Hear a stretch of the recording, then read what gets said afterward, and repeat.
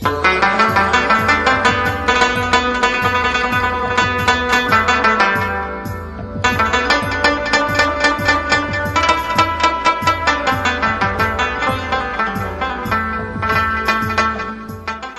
باللہ من الشیطان الرجیم، بسم اللہ الرحمن الرحیم۔ الحمد للہ الذی ہدانا لہذا وما کنا لنہتدی لولا ان ہدانا اللہ، لقد جاءت رسل ربنا بالحق، الصلاۃ والسلام علی النبی الأمی الخاتم لما سبق والفاتح لمن غلق، المعلن الحق بالحق ابی القاسم محمد واہل بیتہ الطیبین الطاہرین المعصومین المظلومین الذین اذہب اللہ عنہم الرجس وطہرہم تطہیرا۔ اما بعد فقد قال اللہ سبحانہ فی محکم کتابہ الحکیم، تبارک الذی نزل الفرقان علی عبدہ لیکون للعالمین نذیرا۔ عزیزان گرامی، آپ تمام کو نزول برکات کا، فیوزات کا، فضیلتوں کا مہینہ ماہ رمضان مبارک ہو۔ ہم ان ایام میں رمضان سے متعلق، نزول قرآن سے متعلق، سیرت سرکار ختمی مرتبت سے متعلق اور فضائل رمضان مبارک سے متعلق گفتگو کریں گے، اور کوشش کریں گے کہ جو کچھ بھی اس مہینے سے متعلق واقعات رہے ہیں اور انسانی زندگی سے تعلق رکھتے ہیں اس پر گفتگو ہو۔ فی الوقت میں نے جس آیت کی تلاوت کی عزت حاصل کی ہے، یہ سورہ فرقان کی آیت ہے۔ آیت آپ نے سن لی، احتیاطاً ترجمہ بھی سن لیجئے کہ تبارک الذی نزل الفرقان علی عبدہ لیکون للعالمین نذیرا۔ پاک ہے وہ پروردگار بابرکت ہے جس نے اپنے بندے پر قرآن کو نازل کیا تاکہ وہ خلق خدا کو اس کے کلام سے، اس کے احکام سے ڈرائے، ان کو نظارت کے فرائض انجام دے۔ عزیزان گرامی، یہ مہینہ خود بھی نزول قرآن کا مہینہ ہے، اور ایک مختصر سی کتاب ہے قرآن، کوئی کئی والیومز میں نہیں ہے، کئی جلدوں میں نہیں ہے، ایک مختصر سی کتاب ہے، لیکن اس کا معجزہ یہ ہے کہ اس میں کائنات کا ہر خشک و تر موجود ہے، ہر علم موجود ہے قرآن میں، کائنات کا ہر علم موجود ہے۔ اب یہ اور بات ہے کہ اس کو تلاش کرنے کے لیے خود انسان کو حصول علم کی ان منزلوں سے گزرنا ہے جن منزلوں سے گزرنے کے بعد وہ اس بات تک پہنچ سکتا ہے۔ ایسا نہیں ہے آج جو کچھ بھی علم حاصل کیا جا رہا ہے، ایسا نہیں ہے کہ یہ قرآن میں نہیں ہے۔ یہ اور بات ہے کہ وہاں تک ہماری نگاہ پہنچ نہ پا رہی ہو، لیکن جیسے جیسے وقت گزرتا جائے گا خود وقت بتلائے گا کہ قرآن نے یہ بات کتنی پہلے کہہ دی تھی۔ عجیب بات یہ ہے کہ عالم اسلام ایک ہی قرآن کا ماننے والا ہے، سارا عالم اسلام، مکاتب فکر کئی ہوں، فرقے کئی ہوں، جماعتیں کہیں ہوں، لیکن یہ ہے کہ سب قرآن ہی کے ماننے والے ہیں، اور وہ ایک ہی کتاب ہے، اس میں کوئی تحریف نہیں ہے، کوئی تبدیلی نہیں ہے، کسی قسم کی خرت میں بھی کوئی تبدیلی نہیں ہے۔ لیکن عجیب بات یہ ہے کہ قرآن ایک ہے، ترجمے کئی ہو گئے۔ آج دنیا میں جتنی بھی زبانیں ہیں جن کی مینوسکرپٹ ہیں، یا یہ کہا جا سکتا ہے کہ جو رسم الخط میں آ سکتی ہیں، ان تمام زبانوں میں قرآن مجید کا ترجمہ ہو چکا ہے۔ لیکن یہ بات میں آج پہلی رمضان 1442 ہجری میں آپ کے روبرو تقریر کرتے ہوئے یہ کہہ سکتا ہوں کہ کوئی ترجمہ صحیح ترین ترجمہ نہیں ہے، اس لیے کہ اگر کسی کتاب کا کسی دوسری زبان میں ترجمہ کرنا مقصود ہو تو ترجمہ نگار کے لیے یہ ضروری ہے کہ اس کو دونوں زبانوں پر برابر کا عبور حاصل ہو،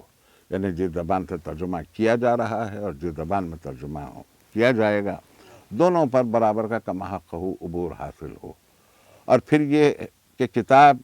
جس موضوع پر ہے اس موضوع پر بھی اس کی نظر گہری ہو،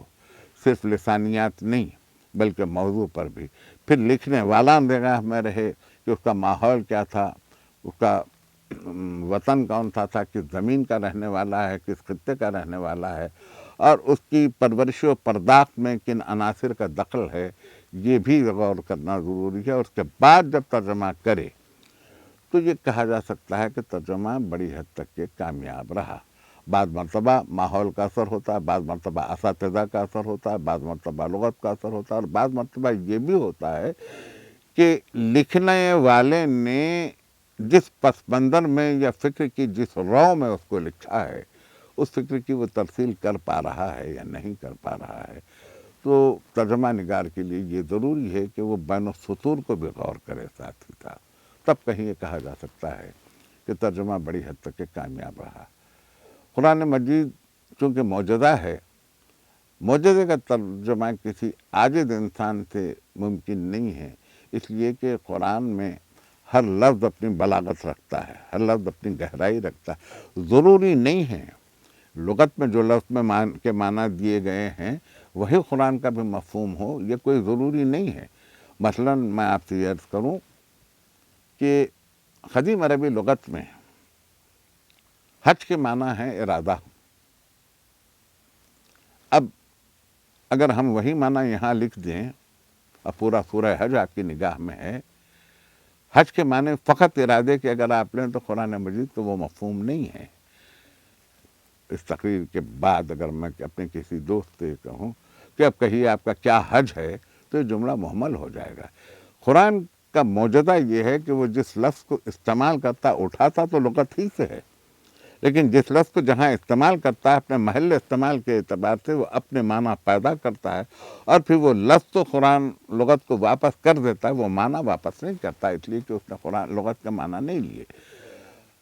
عام طور پر یہ دیکھا گیا ہے کہ قرآن کے مترجمین نے یہ کیا کہ آیت تو قرآن ہی سے لی، لیکن اس کے ترجمے کے لیے ترجمہ اٹھایا لغت سے. لغت ایک جاری و ساری عمل ہے، لغت ایک ٹھوس عمل نہیں ہے کہ یہ ہو گیا اور منجمد ہو گیا. لفظ اپنی جگہ کوئی مستقل معنی نہیں رکھتے، لفظ اپنے محل استعمال سے معنی پیدا کرتے ہیں، اور قرآن کے معنی جب پیدا ہوتے ہیں الفاظ سے اور ان آیتوں سے، تو اس کے لیے جس گہرائی اور گہرائی کی ضرورت ہے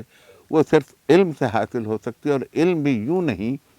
کہ انسان نے کہیں دانو ادب تحقیق کیا اور علم حاصل کر لیا اور اس کے بعد میں اس کو پتہ چلا کہ اس کے یہ معنی ہے، تو نہیں.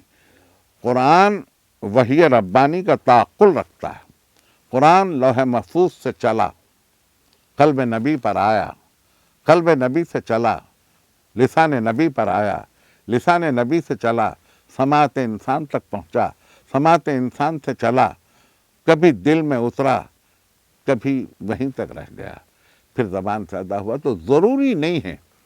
قرآن یاد تو ہو جا سکتا ہے، یہ تو قرآن کا خود معجزہ ہے کہ وہ بہت جلدی یاد ہو جاتا ہے، لیکن ضروری نہیں ہے کہ وہ اپنے سارے علوم کے ساتھ ساتھ انسان کی روح میں اترے، اس کے نفس میں اترے، اس کے شعور میں اترے. اس لیے کہ خود قرآن کہتا ہے لا یمسہ الا المطہرون، اسے کوئی چھو نہیں سکتا جب تک کہ طاہر نہ ہو، اسے کوئی مس نہیں کر سکتا جب تک کہ طاہر نہ ہو. اگر اس کا مطلب فقط جلد ہی ہے کہ قرآن شریف کی جلد کو کوئی چھو نہیں سکتا، تو شاید یہ ہماری محتاط خیالی ہے، ورنہ یہی قرآن ہے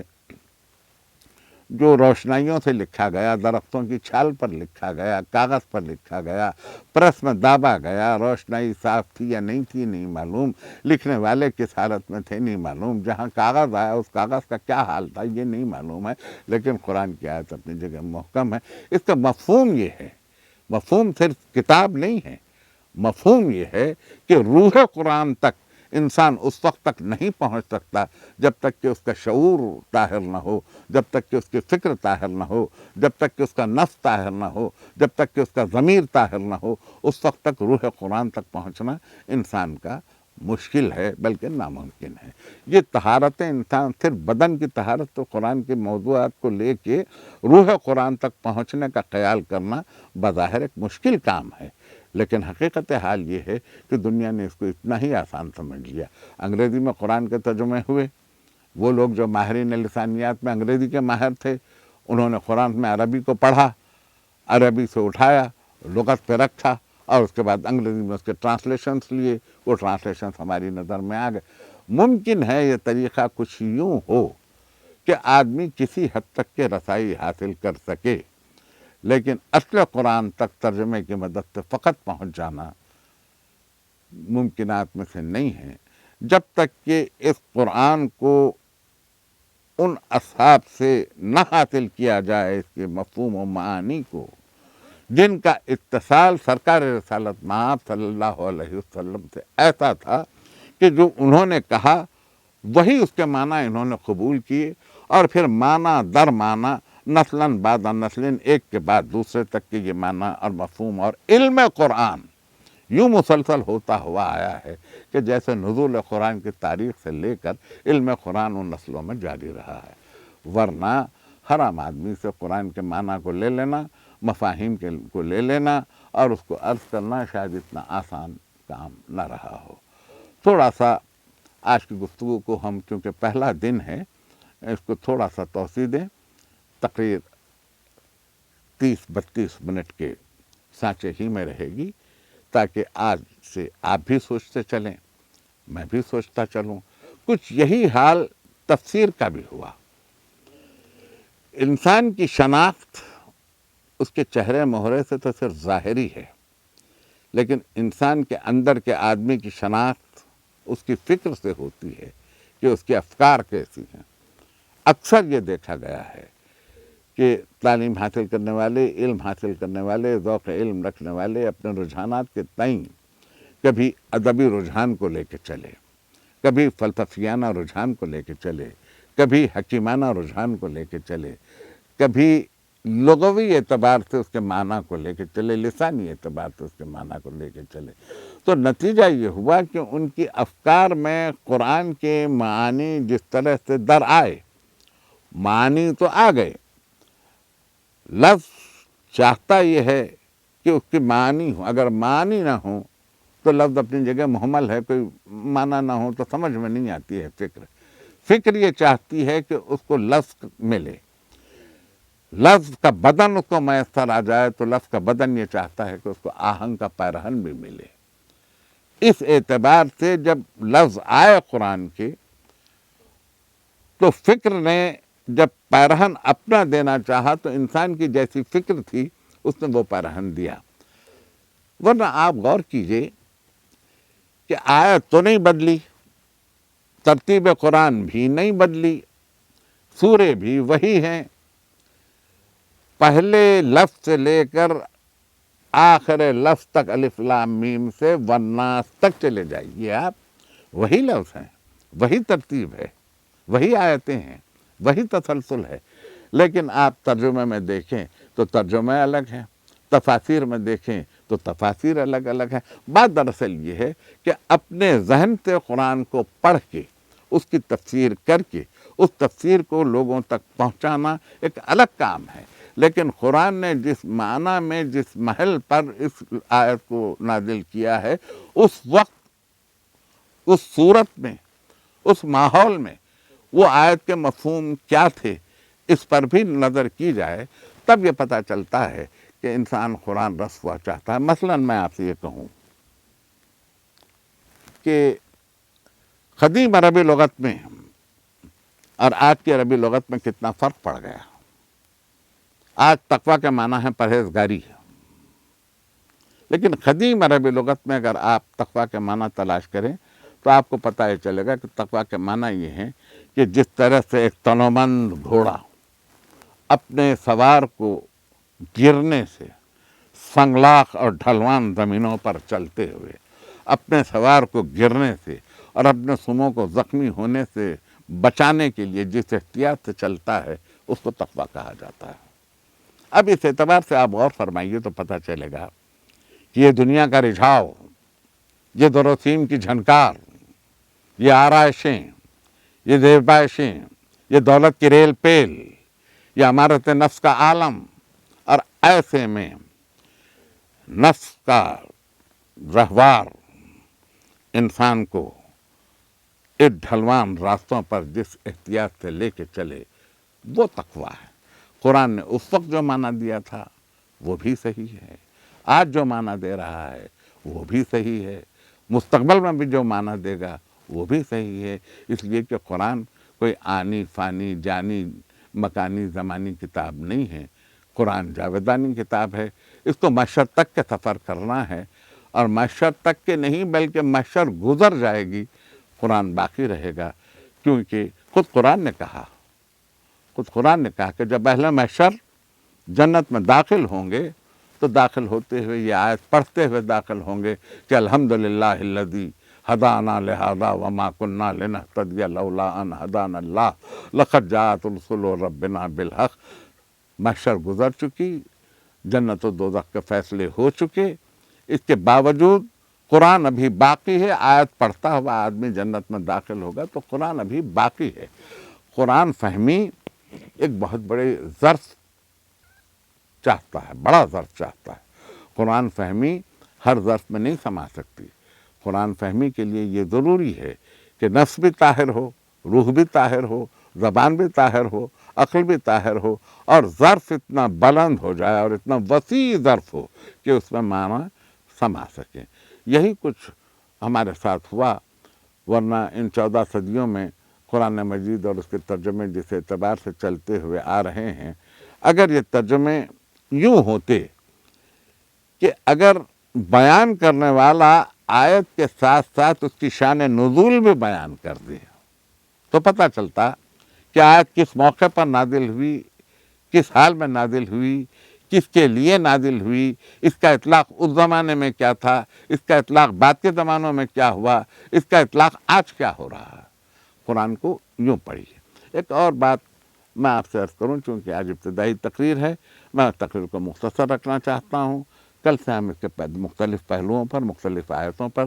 بھی گفتگو کریں گے، اور ساتھ ہی ساتھ ہم کوشش یہ کریں گے کہ یہ پیغام سب تک پہنچے۔ مہینہ برکتوں کا ہے، فضیلتوں کا ہے، مہینہ ایسا ہے کہ جہاں آپ کو شفاعتوں کی منزلوں تک پہنچنا ہے۔ اس کے لیے فقط قرآن کافی نہیں ہے۔ میں آپ سے یہ عرض کرنا چاہتا ہوں کہ قرآن میں نماز کے قائم کرنے کا تذکرہ تو ہے، لیکن کون سی نماز کتنی رکعتیں پڑھی جائیں اس کا تذکرہ نہیں ہے۔ قرآن میں روزے کا تذکرہ تو ہے، لیکن روزے میں کن چیزوں سے روک لیا جائے اپنے آپ کو، اس کا تذکرہ تو نہیں ہے۔ قرآن میں پورا سورہ حج ہے، لیکن حج کی تفصیلات کا تذکرہ نہیں ہے۔ تو اگر جو انسان یہ سمجھ رہا ہے کہ میرے لیے قرآن کافی ہے، تو اس کے لیے عمل کرنے کے لیے یہ باقی چیزیں وہ کہاں سے لے کے آئے، کیسے عمل کریں؟ نماز قائم کرو، بس اتنا ہی۔ یقیمون الصلاۃ، نماز کو قائم کرو۔ کتنی مرتبہ نماز، کتنی رکعت نماز، ترتیب نماز، قیام، رکوع، سجدہ، یہ ساری چیزیں قرآن میں تو نہیں ملیں گی، تو پھر یہ چیزیں حاصل کہاں سے ہوں؟ تو ظاہر ہے کہ قرآن کو اگر مجسم دیکھنا ہے تو اس کے لیے پیغمبر اکرم کی ذات گرامی کو دیکھنا ہوگا۔ جب تک کہ وہ سیرت کے نقوش سامنے نہیں ہوں گے، اس وقت تک کہ نہ قرآن کسی کی سمجھ میں آ سکتا ہے، نہ قرآن کسی کے فہم میں سما سکتا ہے۔ اس کے لیے ضروری ہے کہ سرکار رسالت مآب کی سیرت کو پیش نظر رکھا جائے۔ جب سیرت کے نقوش سامنے آئیں گے، جب نماز کے لیے آپ کھڑے ہوں گے، تو آپ کی نگاہ میں وہ نمونہ سیرت کے سرکار رسالت مآب کا نمونہ سامنے ہوگا کہ یوں قیام کیا، یوں رکوع کیا، یوں سجدہ کیا، یہ تلاوت کی، ترتیب نماز بھی ہوگی، ترتیب روزہ بھی ہوگا، مہینے کا احترام بھی ہوگا، پھر نوافل اور سنتیں تو اپنی جگہ ہیں ہی، لیکن میں یہ کہوں کہ زندگی کی پوری عبادتوں کا